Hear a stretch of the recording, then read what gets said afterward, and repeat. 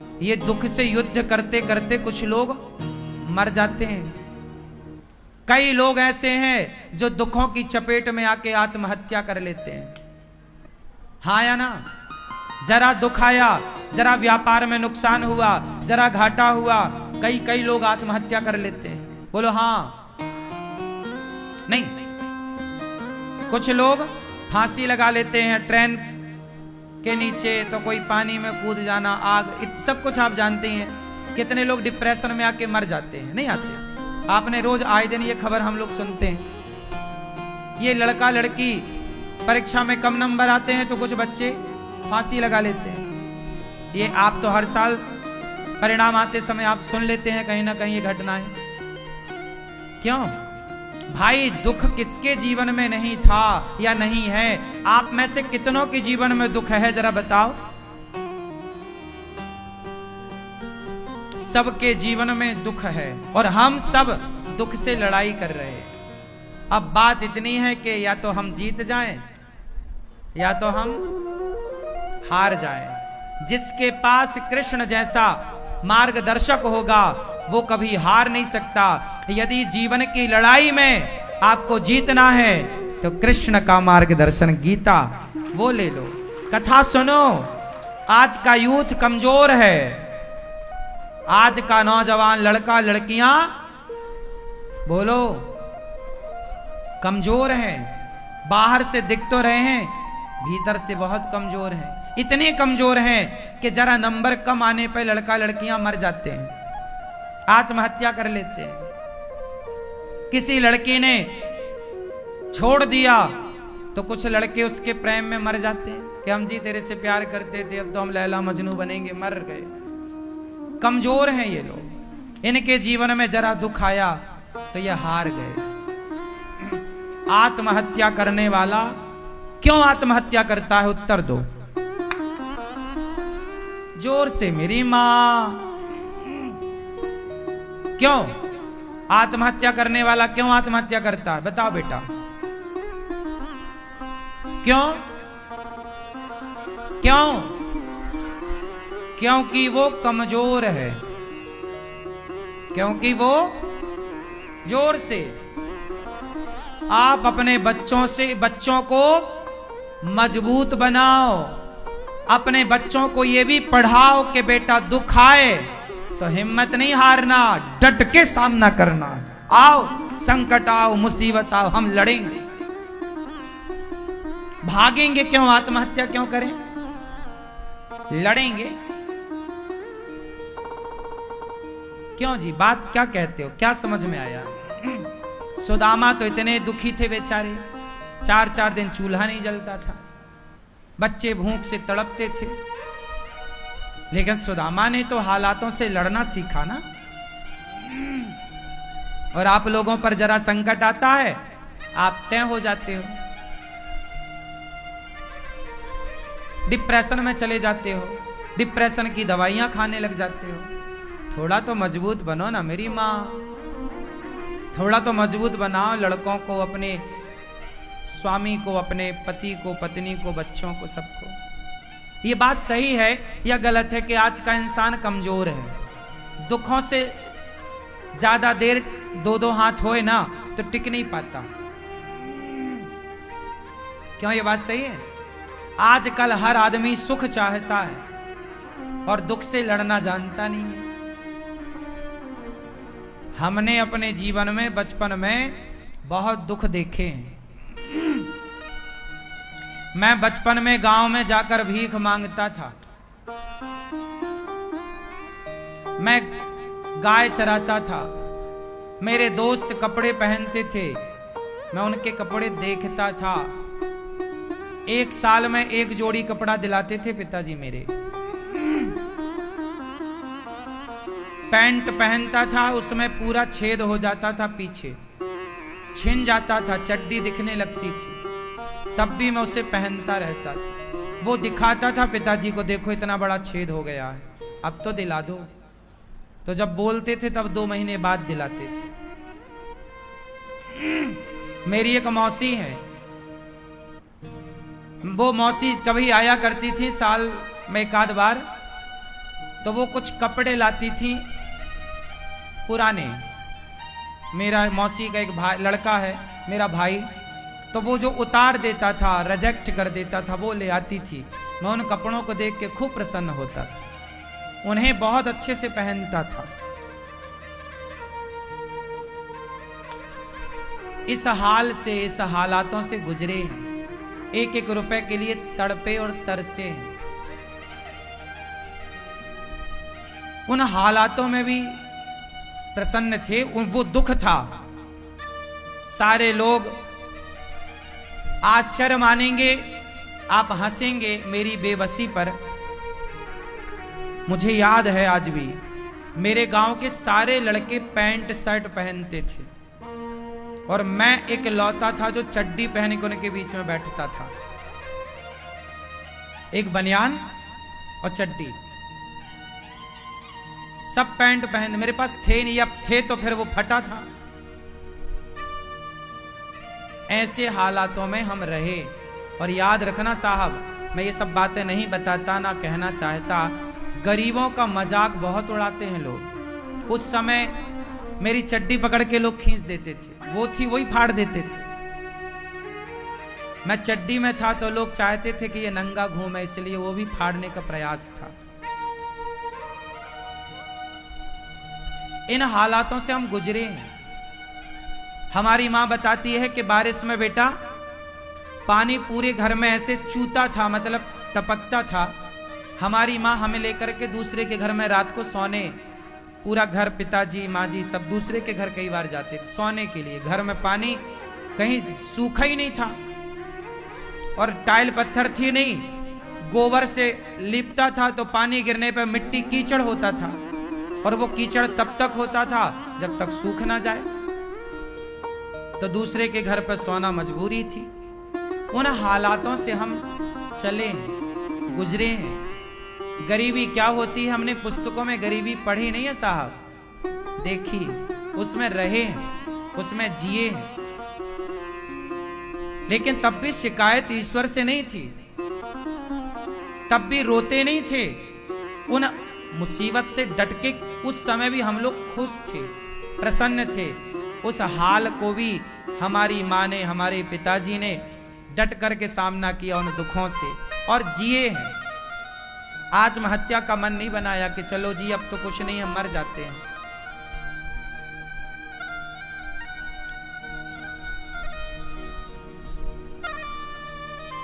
इस तरह हाल था। मैं आपको एक वाक्य आज पहली बार आपको बताऊं। मैं बहुत छोटा था। हमारे गांव में जब कोई मरता था ना तो उसको जलाने के लिए लकड़ियां गांव भर के लोग चंदा करके जुटाते थे। ये परंपरा रही है पहले कि जब कोई मर जाता था तो सब लोग ना अपने घर के बाहर दो दो लकड़ी मोटी मोटी रख दिया करते थे, तो वो ले जाया करते थे और चिता पे फिर उसको जलाते थे। मतलब इस तरह आलम था कि जब कोई मरता था तो उसको जलाने के लिए लकड़ियों का भी चंदा होता था, मतलब सबसे मांगी जाती थी। एक बार की बात है, मैं गाय चरा के लौटा था, शाम को 5 बज रहे होंगे, 6 बज रहे हो। मैं बहुत पुरानी बात है ये, जब मैं बहुत छोटा था। ये तब की बातें हैं जब मेरी आयु 13-14 साल की थी। एक दिन मेरी माँ ने अचानक मेरे से एक बात कह दी। एक दिन मेरी माँ ने कहा, मैं आया था गैया लेके, गैयों के पास खड़ा था, बांध रहा था उन्हें, तभी कोई गांव में मरा होगा तो लोग लकड़ियां देते हैं। तो मेरी माँ ने मेरे से बोला कि बेटा मैं मर जाऊं तो तुम गांव भर से लकड़ियां इकट्ठी मत करना। ये मेरी माँ ने बोला। मतलब मेरी माँ को इस बात का डर था कि हम लोग इतने गरीब हैं कि हम लोगों के पास तो मर जाएं तो लकड़ी भी नहीं है जलाने के लिए, चिता जलाने के लिए। इस तरह की गरीबी से गुजरा हूं मैं।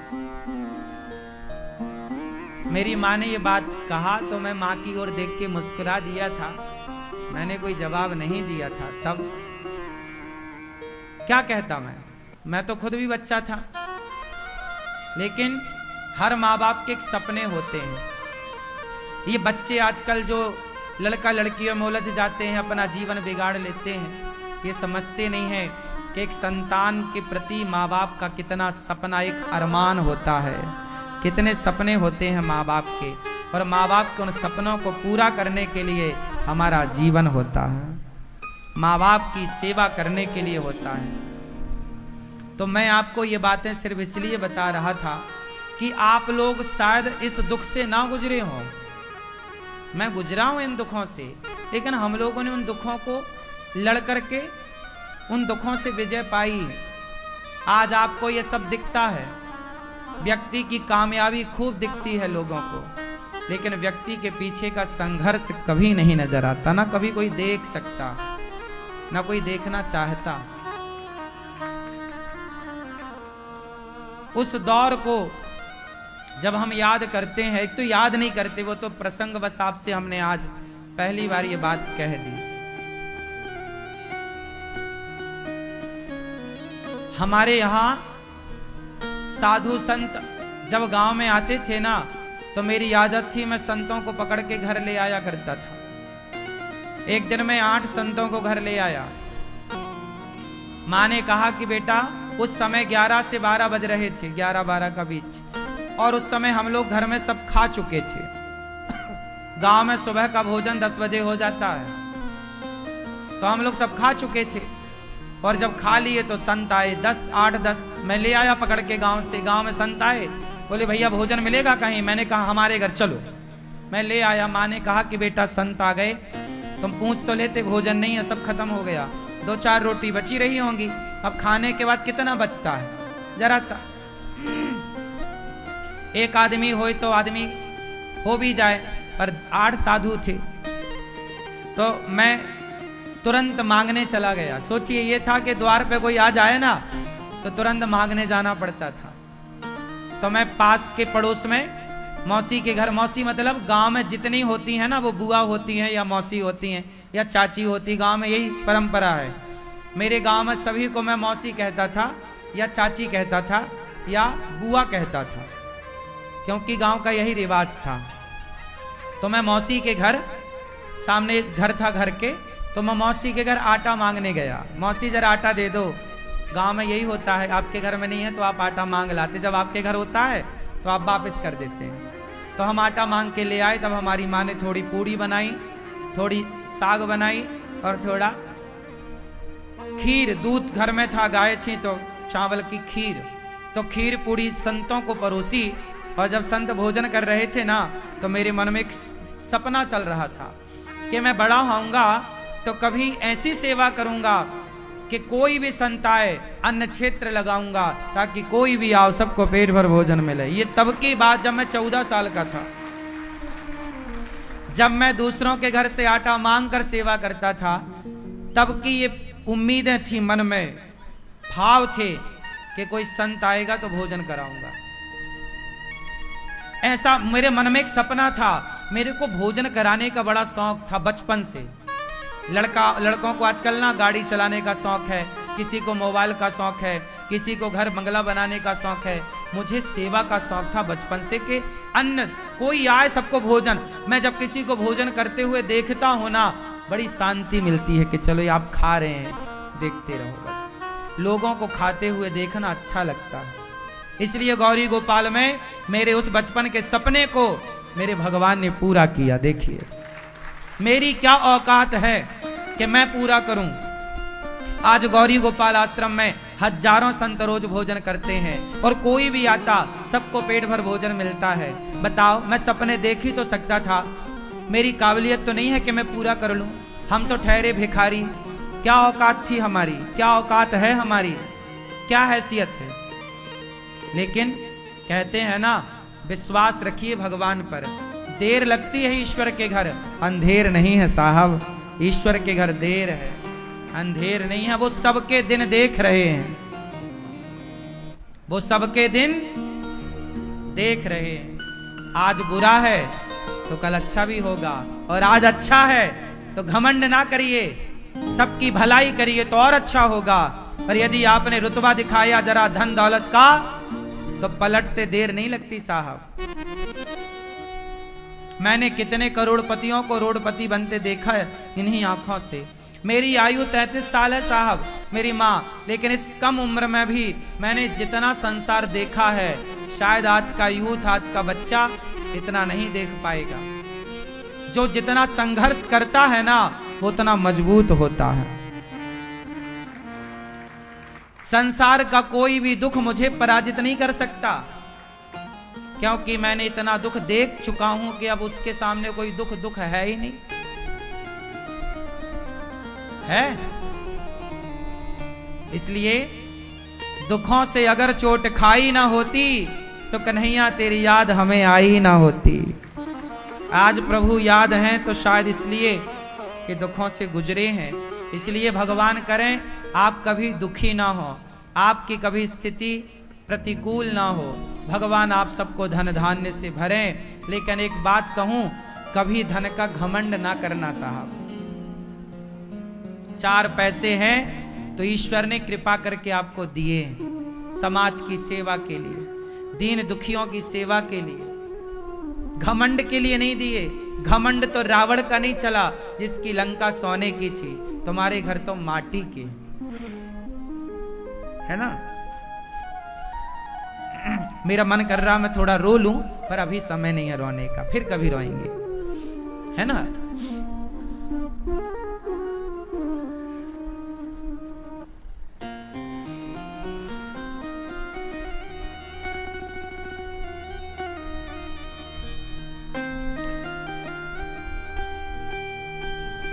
जीवन को, अपने बच्चों को, बस मैं आपको अपनी ये कथा इसलिए बताता हूं, ये व्यथा, ताकि आप हारे ना, हर परिस्थिति से लड़ें, इतने मजबूत बने कोई माई का लाल आपका बाल भी बांका ना कर सके, इतने मजबूत बने। सुखों से तो सब गुजरते हैं, क्या बात है, लेकिन दुखों से गुजरकर भी आप ईश्वर का धन्यवाद देते रहें। उस दुख में भी ईश्वर को ना छोड़ें। सुख में भगवान को सब याद करते हैं,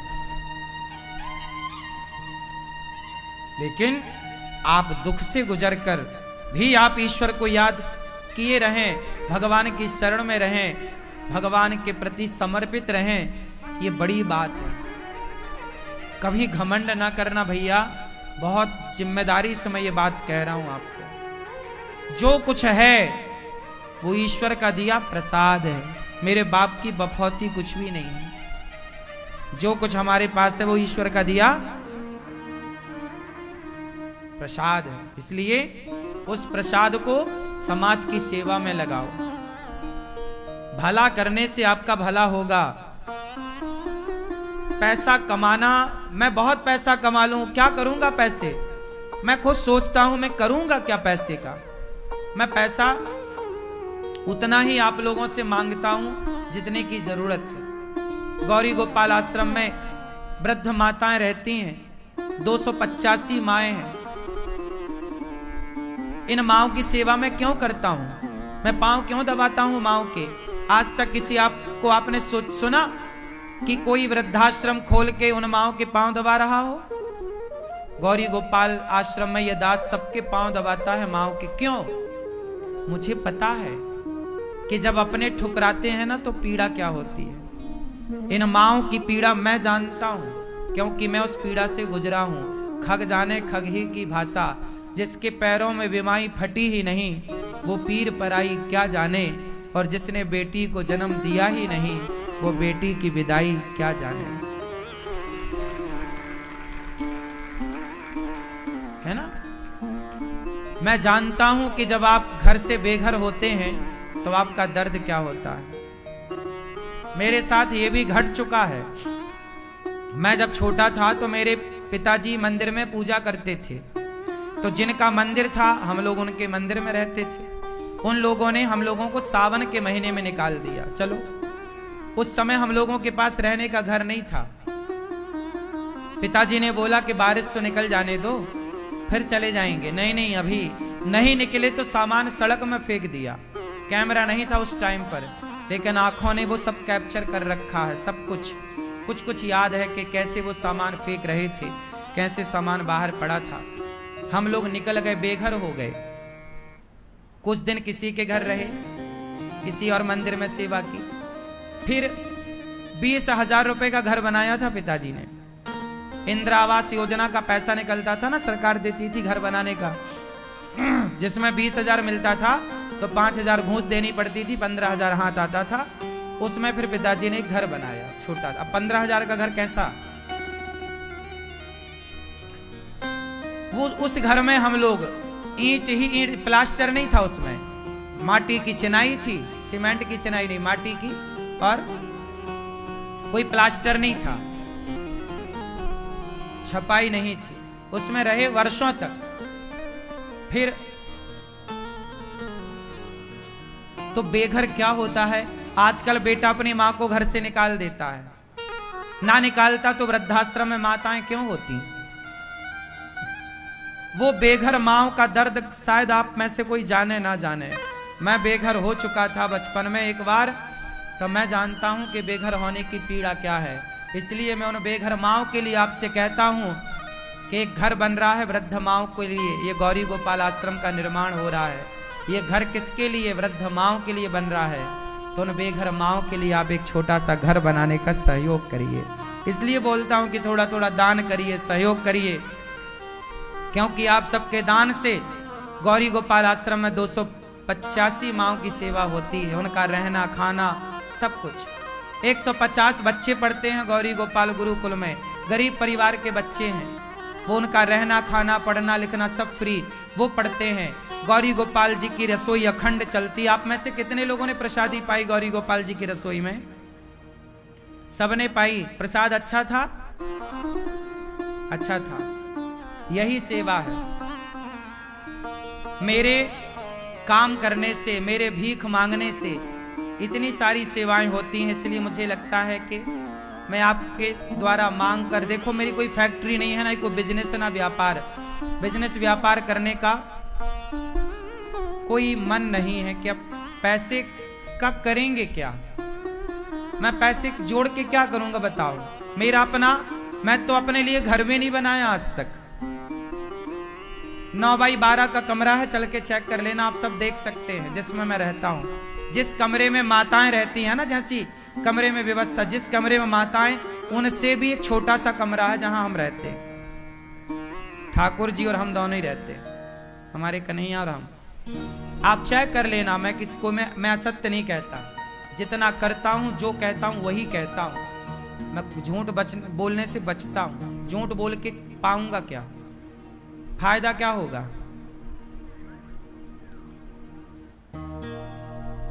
मैंने आज तक घर नहीं बनाया अपने लिए, कि क्या जरूरत है। माओ के लिए बनाता हूं जो कुछ बनाता हूं, कि मेरी माएं सुख पूर्वक रहें। बस मेरे द्वारा किसी को सुख मिल जाए। आपका सुख ही मेरा सुख है, आपका दुख ही मेरा दुख है। अब मेरा अपना सुख सुनो। मैं बचपन में, पता नहीं भगवान ने मुझे सब चीजों के लिए बचपन में मैं तरसा तड़पा। आज उन सब चीजों को भगवान ने खूब दिया। जीवन के दो पहलू होते हैं। शुरुआत में यदि आपको दुख मिला है ना, तो अंत में आपको सुख मिलेगा। और शुरुआती में आपको सुख मिला है तो अंत में दुख मिलेगा। यही है जीवन का सिद्धांत। मैं पढ़ने जाता था दूसरे गांव, तो एक बार मुझे समोसा खाने का मन हुआ। समोसा 1.5 रुपए का आता था उस टाइम पे, मेरे टाइम पर 1.5 रुपए का एक समोसा। और मेरे पास 1 रुपए था। मैंने मांगा कि भाई साहब एक समोसा देना, तो उसने बोला 1.5 रुपए लाओ। मैंने कहा 1 रुपए का दे दो। मना कर दिया उसने, समोसा नहीं दिया उसने। मैं जिद किया तो उसने मेरे को हाथ पकड़ के बाहर कर दिया दुकान से। चल।